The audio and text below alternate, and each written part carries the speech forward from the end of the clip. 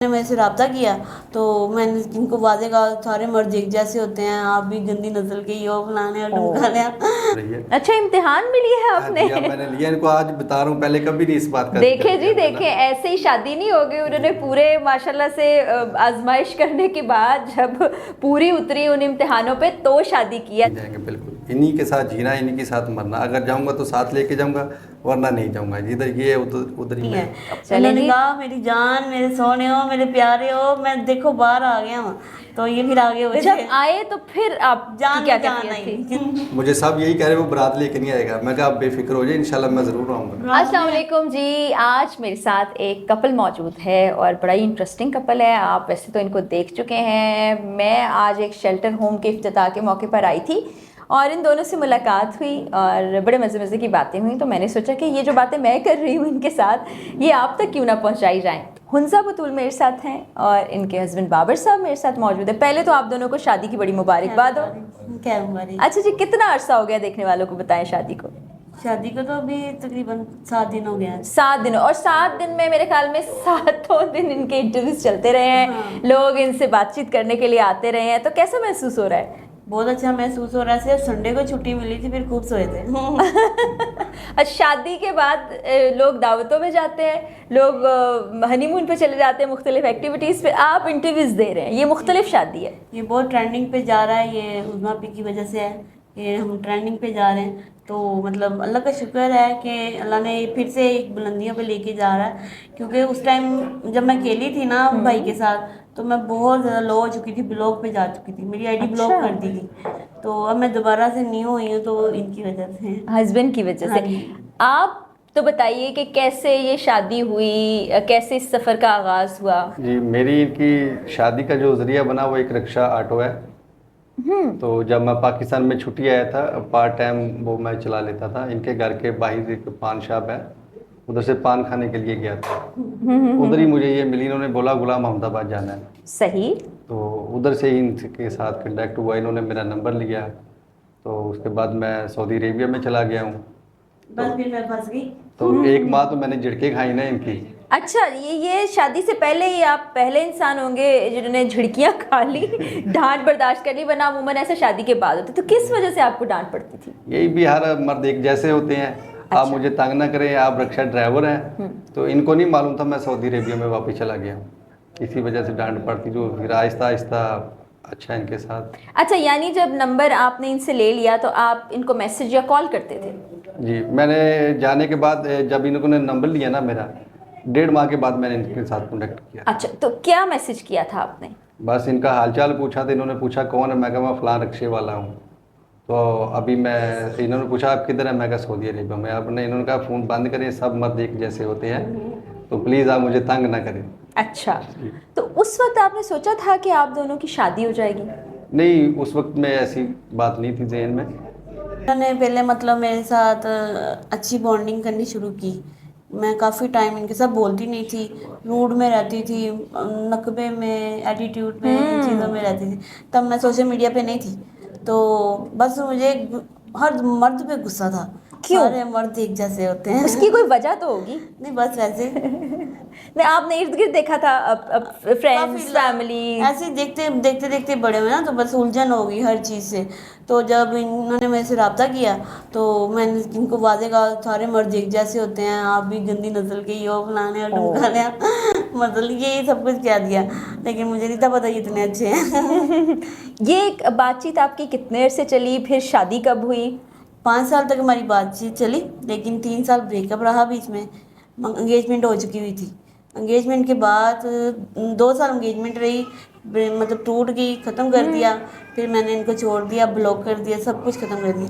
लेकिन ये 15 दिन बाद मुझे कॉल करके मेरे से बात करना चाहते रहे, लेकिन मैंने एक बार भी अपनी आवाज़ नहीं सुनाई, एक बार भी नहीं सुनाई। इतनी ज़्यादा नाराज़गी की वजह क्या थी? यहाँ नहीं थे, पाकिस्तान नहीं आ रहे थे। आप चाहती थी ये पाकिस्तान आ जाए और ये सऊदी अरेबिया में? हाँ, या मुझे बुला लेते हैं या खुद आ जाते हैं। ठीक, दोनों काम नहीं कर रहे थे। ओके, यानी फिर 3 साल तक आप नाराज रही? नाराज रही। फिर सुलह कैसे हुई? सुलह से इन्होंने कहा लास्ट मौका दे दो, जो कहोगी वही करूँगा, मतलब इन्होंने कहा। मैंने कहा मेरी सिर्फ वही शर्त है, जहाँ मैं पहले फंसी थी वहीं पे अड़ी हूँ, अभी भी अड़ी हुई हूँ। कहते क्या है, मैंने कहा वापस आओ। तो ठीक। कहते मुझे कुछ टाइम दे सकती है। मैंने कहा मैंने आपको बहुत टाइम दिया, अब नहीं देना। तो इन्होंने हरम में बैठ के दुआ की कि या अल्लाह मुझे ना मतलब उधर पहुँचा दे पाकिस्तान में। तो माशाल्लाह से ये इनका सुनी गई, फिर इनकी टिकट हो गई, हर चीज़ हो गई, ये वापस आ गए। इन्होंने मुझे भी सरप्राइज़ दिया कि मुझे भी नहीं बताया। वाह मैं वाह आ गई वाह, हूँ, जबरदस्त। रमज़ान से एक दिन पहले आए हैं। और उसके बाद अभी 7 दिन पहले आपकी शादी हाँ है। जी, 7 दिन पहले शादी। अच्छा जी, बाबर साहब से पूछते हैं कि ये आपकी जो बातचीत थी वो दोस्ती और फिर उसके बाद मोहब्बत में कैसे बदली, फिर इतना कि लड़की आपको कह रही है कि जी आप यहाँ आ जाए या मुझे बुला लें, फिर नाराज़ भी हो गई, इतने सालों का गैप आ गया और फिर शादी हो गई। असल मेन वजह ये ना, वो एक तो कहते हैं ना इंसानियत से प्यार करना चाहिए, लेकिन इनके अंदर वफादारी थी। मैंने वो जैसे इन्होंने कहा ना भी हर मर्द एक जैसे होते हैं, तो औरतों में भी फ़र्क होता है, हर सब अच्छी भी होती हैं, बीच में बुरी भी होती हैं, लेकिन मैंने किसी ना किसी तरीके ने इंटरव्यू इम्तिहान लेता रहा, उसमें ये माशाल्लाह पास रही है, कामयाब रही है। अच्छा, इम्तिहान भी लिया है हाँ आपने? जी, अब मैंने लिया, इनको आज बता रहा हूँ, पहले कभी नहीं इस बात का देखे जिक्र जी, किया था देखे ना। ऐसे ही शादी नहीं होगी, उन्होंने पूरे माशाल्लाह से आजमाइश करने के बाद जब पूरी उतरी उन इम्तिहानों पे तो शादी की है। अच्छा जी, आज बताएं ज़रा, आज हमारे सामने बताने जा रहे हैं कि क्या क्या इम्तिहान लिया, आपको भी नहीं पता था, ये आपके लिए एक और सरप्राइज है आज। चले जी भैया बस बताएं। वो एक मेरे दोस्त थे, उनको मैं कहता था इस नंबर पे कॉल करो, अच्छा, इनको दोस्ती का बोलो, इनको बोलो मैं शादी करूंगा आपके साथ, ठीक है। वो नंबर भी मेरा ही था, तो वो उसने काफ़ी ट्राई किया, इन्होंने आगे से कहा शट अप, आइंदा मुझे कॉल नहीं करनी, ऐसी बातें रही इनकी। तो देखें फिर कहते हैं ना कि ख़वातीन वफादार होती हैं, तो इन्होंने भी साबित कर दिया ऐसा ही। तो अब शादी हो गई है, 7 दिन, वही मैं कह रही हूँ इंटरव्यूज़ में इतने मसरूफ़ रहे हैं, आगे प्लान क्या है अभी, ये इसके बाद क्या करना है? आगे इंशाल्लाह बेहतरी की तरफ जाएंगे, अच्छी इंशाल्लाह। ज़िंदगी गुजारेंगे, प्यार मोहब्बत के साथ रहेंगे। अल्लाह ताला आपके इरादों को कामयाब करे। तो आपने सऊदी अरेबिया वापस जाना है, पाकिस्तान रहना है, हंजला को साथ लेकर जाना है, क्या करना है? नहीं, अब छोड़ दिया पाकिस्तान।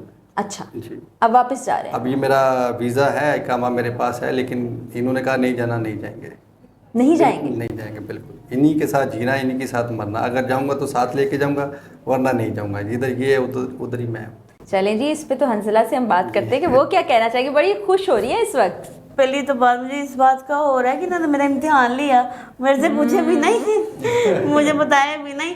बस आज बता दिया ना, को मौके ये तो गलत बात है भाई। वो सच बात है। हालांकि मुझे चाहिए था इम्तिहान लेने इनके कि ये बाहर रह रहे हैं, अरबी के साथ अर्बन के साथ तो नहीं फंस गए। वहाँ पर अफरीनी भी होती हैं, वहाँ पर बड़े होते हैं लोग, मतलब इतनी सारी लड़कियाँ होती हैं, तो ये किसी के साथ फंस तो नहीं है। हालांकि मैंने ऐसा कुछ नहीं किया। देखो इन्होंने क्या किया है, मुझे अब पता चला है। ओह, तो ये सुन के आपको अच्छा गुस्सा तो नहीं आ रहा? गुस्सा आ रहा है। ओह, गुस्सा करेंगी आप घर जाके। आपने बताने से पहले सोचा नहीं था कि वापस घर जा रहे हैं, तो मेरे साथ क्या होगा?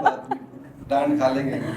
आपको लगता है आदत होगी है डांट खाने की? नहीं, मैं कब डांटती हूँ। पहले डांटा ना जो 1-1.5 माह, वो अभी तक आदत है ना। बस ठीक है।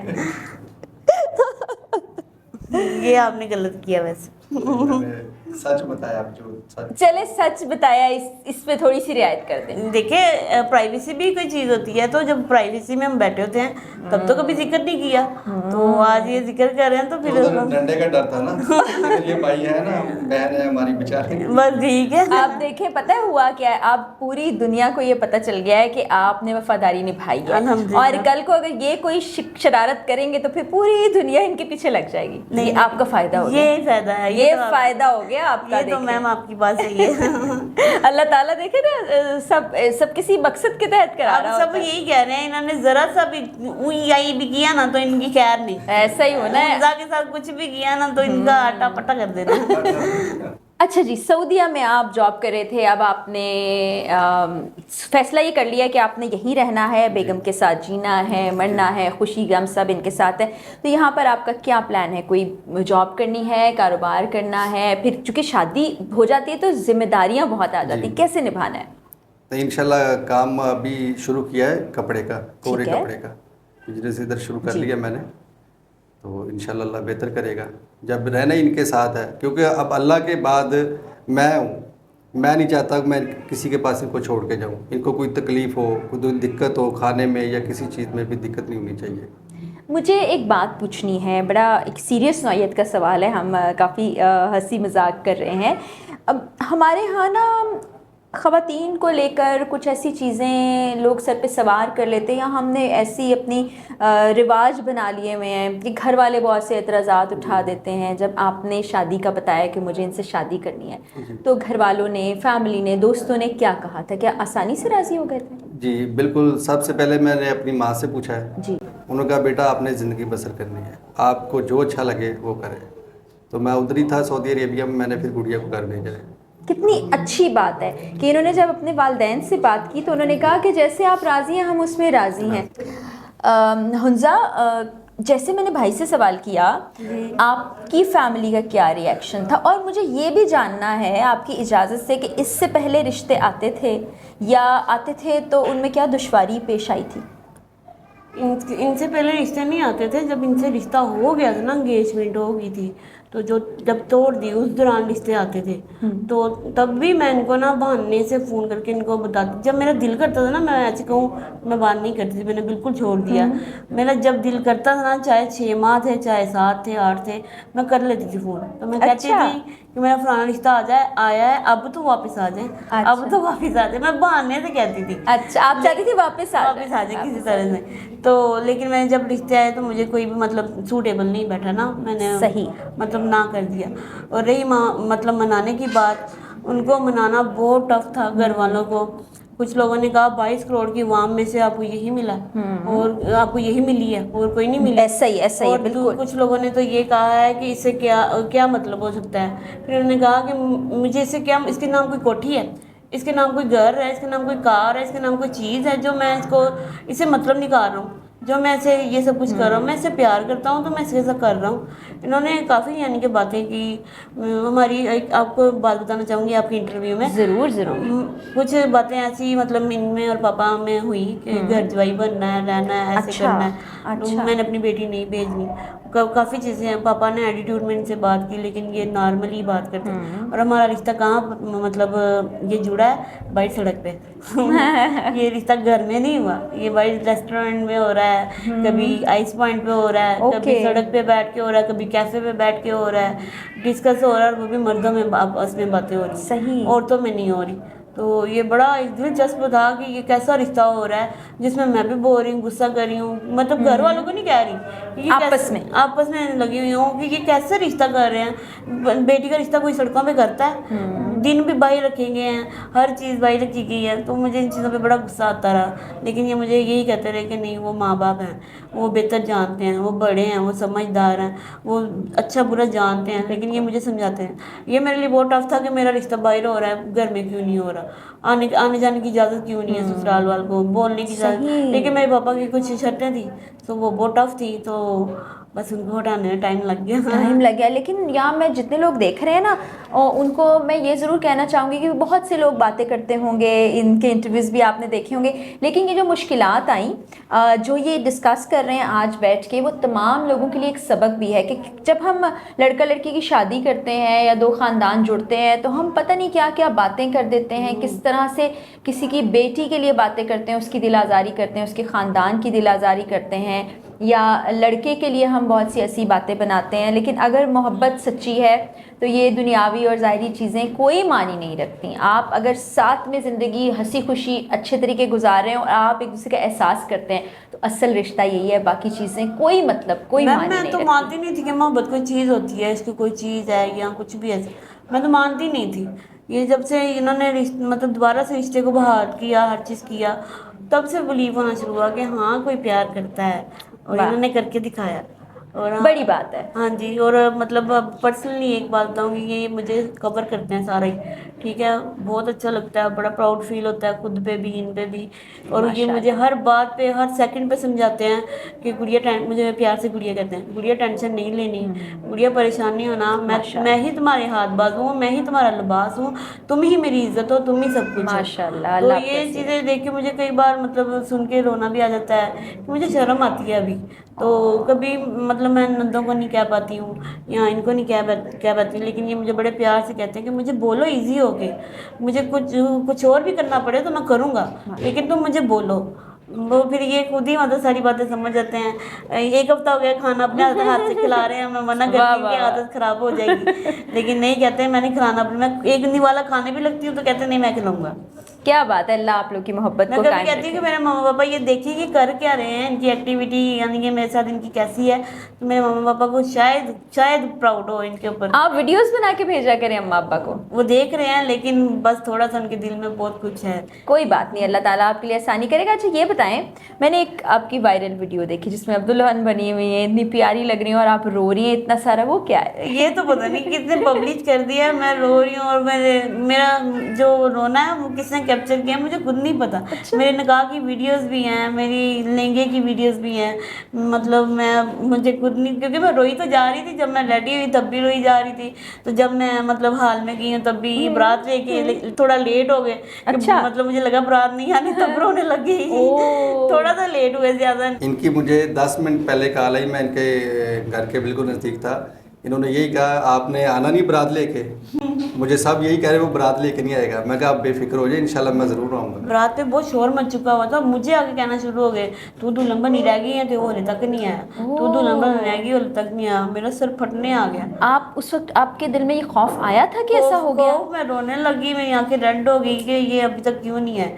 उन्होंने कहा मेरी जान, मेरे सोने हो, मेरे प्यारे हो, मैं देखो बाहर आ गया हूँ, तो ये फिर आगे हुए जब आए तो फिर आप जान क्या जान कैफियत थी? तो फिर खुशी के आंसू निकल आए? फिर खुशी के आंसू निकल आए। फिर निकाह कहाँ, जब आ ही रहा था काफी दूर था, उसको देख के रो पड़ी कि अब मैंने किसी और की हो जाना है, अब मम्मी पापा की नहीं रहना। ओ, ये वाला मरहला ना हर लड़की पे आता है, चाहे वो लव मैरिज हो चाहे अरेंज मैरिज हो, कि माँ बाप के घर से जाना बड़ा मुश्किल लग रहा होता है। और जब मैं इनके घर गई हूँ, मतलब ससुराल गई हूँ, मेरा ना कमरा ऊपर है, तो ये भी मैं आपके साथ डिस्कस कर रही हूँ। ये मुझे ऊपर लेके गए, बड़ा मेरा वजन बहुत ज़्यादा है, बहुत ज़्यादा है, यानी कि कह लें कि 3-4 मोटियाँ लगा लो तो फिर बनता है। तो ये मुझे उठा के ऊपर ले गए, तकरीबन 8 सीढ़ियों में इनकी बस होगी। मैंने इनको बोला कि यहीं पे छोड़ दो, यहीं पे बिठा दो, लेकिन नहीं, उन्होंने कहा नहीं मैं लेके जाऊँगा, मेरी अब तुम हो, जो मर्ज़ी करूँ, जैसे मर्ज़ी करूँ। मैंने उस टाइम इनके ऊपर देखा कि हाँ ये मेरा ख्याल रख सकते हैं, पहले लगा था कि नहीं रख सकते। उस टाइम हुआ कि ये मेरे मुझे यहाँ तक लेके आए हैं, तो आगे भी लेके जा सकते हैं। क्या बात तो कई बार ऐसे होता है कि हाथ पाँव कांपते हैं, कि मतलब ये मुझे कह ना दे कि चल जा अपने घर, चल जा, संभाल के थक गया, चल जा कि मैं आवाज़ार हो गया हूँ। ये तो बीच बीच में लगता है, लेकिन इनको पता चल जाता है ये मैं क्या सोच रही हूँ, ये पता नहीं क्या तरीका है, ये पूछते हैं इनसे हम। ये जितनी सारी बातें बता रही हैं जो इनके दिल में आ रही थी, और जो बाद में कह रही हैं कि आप अपने आप को बड़ा खुशकिस्मत समझती हैं, तो कभी आप ये करना, इनके दिल में ये भी खदशा आता है कभी आप बेजार ना हो जाएं। तो मैं चाहती हूँ कि आप अपने ख्यालात भी हमसे, तमाम देखने वालों से शेयर करें। देखिए ऐसी तो कोई बात नहीं है, इनके लिए सब कुछ छोड़ दिया मैंने। सबसे पहले तो मैंने सऊदी अरेबिया छोड़ा, ठीक है। जिन्होंने मेरे साथ नाराज़गी की है, वो ख़ास रिश्तेदार है या कोई भी है, मैंने उनको छोड़ दिया। इनके साथ सच्ची मोहब्बत और प्यार लगाओ इनके साथ, इनको ना कभी छोड़ेंगे इंशाल्लाह। इनकी जो भी दिल की बात है वो पता नहीं निज़ाम कुदरत है, मुझे खुद ब खुद ही पता चलता है। मैं आगे से बोलता हूँ आपको, आपके दिल में ये है, तो ये कहती है आपको कैसे मालूम है। क्या बात है। कभी कभी तो मुझे लगता है ये इन्होंने मेरे अंदर कैमरे लगाए। अब आप खुश हैं, आप यकीन आ गया? शुक्र अल्लाह का बड़ा करम है, अल्लाह आप लोग को खुश रखे, आमीन। ये मोहब्बत की एक अनोखी और मुनफरिद दास्तान है, जीती जागती दास्तान है, जो हमने आप तक आज की वीडियो में पहुंचाई। इस कपल के लिए बहुत सारी दुआएं हैं, और आपने कमेंट्स में ज़रूर बताना है कि आपको इनसे बातचीत करके, इनसे मिलके कैसा लगा। इसके साथ ही हम सबको इजाज़त दीजिए, अल्लाह हाफ़िज़। तुम दिल की धड़कन में रहते हो, बाहों में आ जाओ, धड़कन में खो जाओ, तुम दिल की